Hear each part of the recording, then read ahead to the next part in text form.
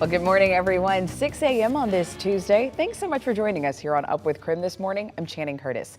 Meteorologist Thomas Patrick is getting us ready for the day ahead, especially with all of this gorgeous weather we're experiencing. Thomas, it must be pretty tough, like continuing to do weather when you're just like, it's warm, it's sunny, it's pretty. It's only tough because you got to be a little bit more creative with the weather graphics, but the weather forecast, it is so easy out there. In fact, today, not as windy as it was yesterday. Today, not as cloudy as it was yesterday. So if yesterday was perfect, today's just even more so, isn't it? Just a beautiful looking scene out there in Coeur d'Alene, though our temperatures did dip by a noticeable margin within the last hour, with Spokane's temperature now at 49 degrees. That's our low temperature for the day. Coeur d'Alene held serve at 51, and Deer Park actually increased from 42 to 44. So this is about how cool it will be for the day. So if you can manage those temperatures without a light jacket, you will be just fine, because this afternoon, 77 and sunny skies. It's basically exactly where we were yesterday afternoon. All right, thank you, Thomas. Now let's take a look at one of our live traffic cameras. This is I-90 and Freya. Right now at 6:01, no real traffic concerns to report throughout our area, which is always a good thing. Of course, if you ever have any questions, you can always go to krem.com/traffic for the latest, and we'll keep you updated this morning here on Up with KREM. Today, Brian Kohberger is expected to be back in court to determine if his trial will stay in Latah County. Now, he's the man accused of killing 4 University of Idaho students in November of 2022. His defense team is now asking the court to move the trial out of the county, claiming that they cannot get an impartial jury. Today's hearing will be closed to the public, so we will have more updates this evening on the KREM 2 News at 4. The Coeur d'Alene School District voted to change the boundaries of its southern elementary schools. Now, this comes about 2 weeks after they voted to close Bora Elementary School. So take a look at your screen right now. These are the current attendance zones for the southern area of the district for this school year. And now there's this new map. If you take a look at this one, the new map shows the attendance zones that were just approved last night. This zoning will go into effect for the next school year. The district believes about 240 Bora students will have to relocate to nearby schools next school year, but some parents say they're not thrilled about these changes. It's just going to make it a hassle for me to drive to one end to go get my kids and then drive to the other end of the town to go get the others. Now, this morning, parents should receive an email with an invite to an upcoming welcome event. And at the end of the school year, the district plans on turning Bora Elementary into the new home of the Coeur d'Alene Early Learning Center. Well, the city of Spokane has now released the result of an audit on the homeless shelters here. This audit was done by Mayor Lisa Brown's transition committee to better understand how these shelters work. So some of the recommendations that came out of this audit include opening a navigation center where people can find emergency shelter beds, hiring an organization to coordinate the transportation and street outreach, as well as addressing system gaps such as medical detox, hospice, and long-term assisted living beds. In the meantime, yesterday, the Spokane County Medical Examiner identified 12-year-old Nazian Gordon as the middle schooler who sadly drowned in the Spokane River last week. Spokane Fire says that 4 kids jumped in the river, and Gordon is the only one that did not make it out. Law enforcement is now reminding everyone in the community to be safe when swimming in lakes and rivers, and that the water is often colder and faster than it appears. Well, Coulee City held a groundbreaking for their new medical center and library project over the weekend. The town has raised nearly $1.8 million over the past 9 years for this project. City officials say these are both critical needs for the area as the population there continues to grow.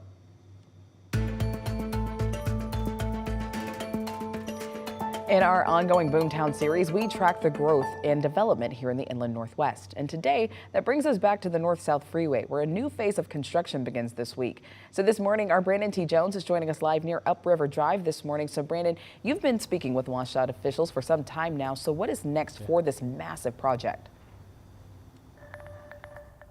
Well, it's looking like the Spokane River Crossing project is the most immediate task that stands in front of WashDOT crews. And we came out here last week and had a chance to talk with some of those WashDOT officials. We saw some of their crews planning out their next steps and how they would move forward. And this week, a new chapter officially begins on that project. Drive by on Green Street, you see it. It's here. It's happening. There's a lot going on and it's moving quickly. It's been a large puzzle, decades in the making. 1, 2, 3. Take this video from August of 2009 as an example. Imagine what it can mean for the livability of the community within Spokane and for the state's economic vitality. Generations of Spokane residents have been waiting for the completion of the North Spokane Corridor.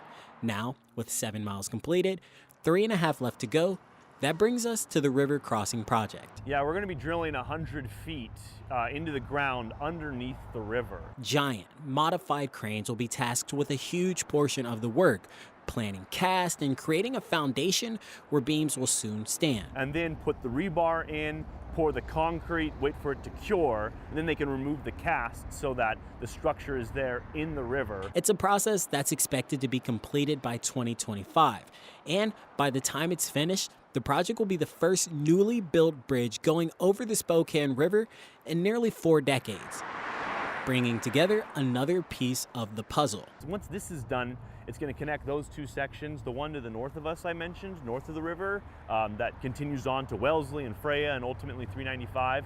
They're just about done with that. They'll be wrapping that up sometime this year as well. While construction continues on the river crossing, the next 2 stages behind that are Sprague to Spokane River Stage 2 and 3, followed by the connecting project to I-90. But it will be elevated all the way from where we're standing at the river to I-90. The entire North Spokane Corridor will be elevated. WashDOT officials tell us they won't be building the freeway over any commercial buildings, but in order for that to happen, they are still finalizing the last purchases for right-of-way. A process they say they're hopeful about having wrapped up this year.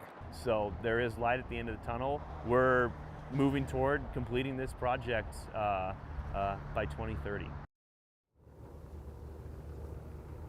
All right, so 2030, I mean, that's only 6 years from now that we could see the North Spokane Corridor fully completed. And as for that digging underneath the riverbed, we're expecting to see that process officially begin tomorrow. But for now, reporting live here in Spokane, Brandon T. Jones, KREM 2 News.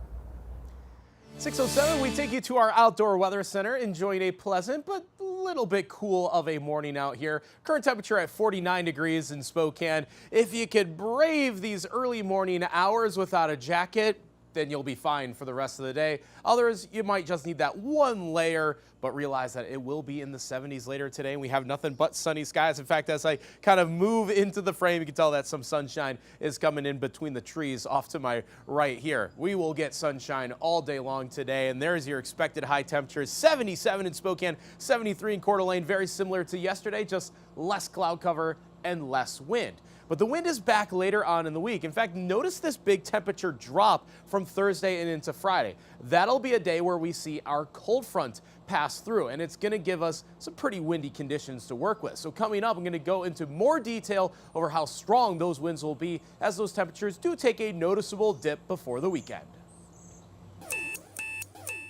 At 6:09, it is time for our wake-up call this morning, of course, with our first big stretch of warm weather that we're receiving right now. This morning, we're asking you, what's one thing you have been waiting to do outside now that the weather's so nice? Here's what some of you are saying this morning. One of our viewers writing in saying, my favorite thing is watching my grass grow. I love that one. Another viewer saying, happy hour on the deck. That's always a good one as well. Another one of our viewers saying, I love the warm weather because I can finally wear my flip-flops and Crocs. Yes, I love sandal season. So text us why you love the warm weather and what you have been waiting to do now that it's warm out to 509-448-2000.